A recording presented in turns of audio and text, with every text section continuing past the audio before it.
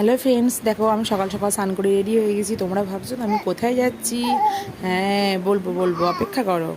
এই দেখো, আমার মাম্মাকেও আমি স্নান করিয়ে সুন্দর করে রেডি করে দিয়েছি। রেডি হয়ে গিয়ে কেমন বসে আছে চুপটি করে বসে বসে ও ভাবছে যে কোথায় যাব আমি আর মাম্মা।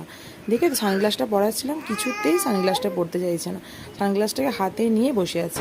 এই দেখো, ঝটপট করে আমরা অটোতে উঠে গেলাম। আমার হাজবেন্ড নেই, বিজি আছে। আমি আর আমার মেয়ে দুজনে বেরিয়ে পড়লাম।